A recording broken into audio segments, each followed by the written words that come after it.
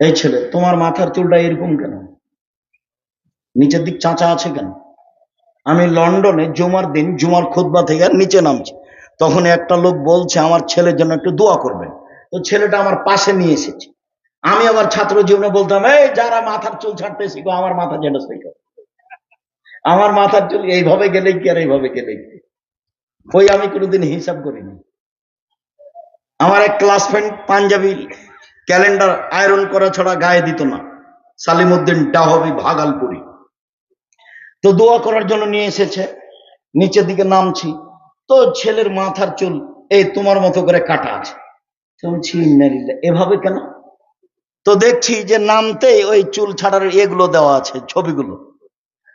তখন আরেকজন বলছে যে ওস্তাদজি দেখছেন না, ওই যে ওই ঢঙ্গে চুল কেটে যায়। তখন আমি বলছি, দেখেন, লন্ডনে পয়সা উপার্জন করতে এসেছি, আদর্শ বিক্রি করতে আসেনি। লন্ডনে পয়সা উপার্জন করতে এসেছি, আদর্শ বিক্রি করতে আসেনি। আদর্শ বিক্রি করব না। প্যান্ট টাকনোর উপরেই পরব, মাথার চুল সব সমান হবে, সামনে পিছনে উপরে। দাড়ি ছেড়ে দেব, মুখ ছোট করব, চেঁচে ফেলবো না। নখ কেটে দেব, নখে মেহেদি দিব না। মহিলা মানে নখে মেহেদি দিবে, হাতের নখে তো দিবে দিবে, পায়ের নখে দিতে হবে, দিতেই হবে। মহিলাদেরকে হাতের নখে তো মেহেদি দিতে হবে হবেই, পায়ের নখেও দিতে হবে। যেভাবে দিলে দেখতে ভালো লাগবে সেভাবে দিবে। পুরুষের সুগন্ধি যা দেখতে পাওয়া যায় না, গন্ধ পাওয়া যায়। পুরুষের সুগন্ধি যা দেখতে পাওয়া যায় না, গন্ধ পাওয়া যায়।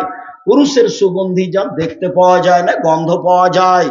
নারীদের সুগন্ধি যা দেখতে পাওয়া যায়, গন্ধ পাওয়া যায় না। নারীদের সুগন্ধি যা দেখতে পাওয়া যায়, গন্ধ পাওয়া যায় না। নারীদের সুগন্ধি যা দেখতে পাওয়া যায়, গন্ধ পাওয়া যায় না। বিউটি পার্লারে যা কিছু আছে সবই ব্যবহার করতে পারে, তবে বাড়িতে বিউটি পার্লারে নয়।